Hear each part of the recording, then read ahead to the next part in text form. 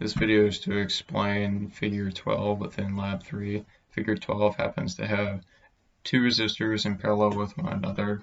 We have a 1.2 k ohm resistor and a 3.3 k ohm resistor,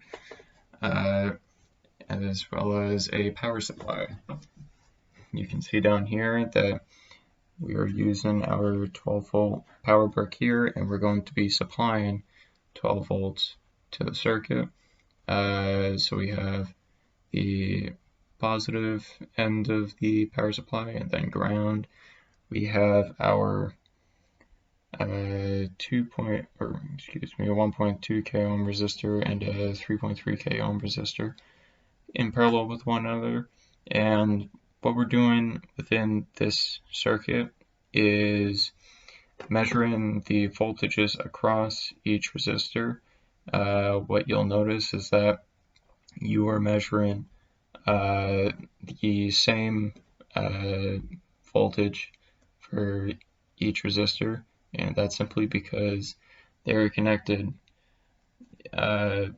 directly from the positive wire to ground, and any components that are in they're in parallel with one another are going to have equal voltage. However, their currents will be divided up into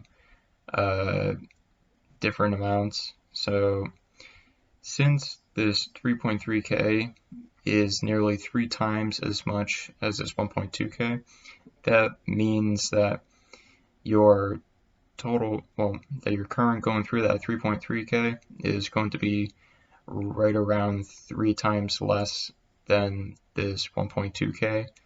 That is simply just because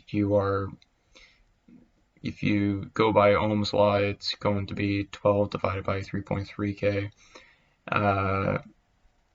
while for this 1.2K, Ohm's law says if you divide 12 volts by your 1.2K ohm resistor, that it's going to give you a value that's going to be right around 3 times greater than this guy here, simply because of resistance values. So yeah.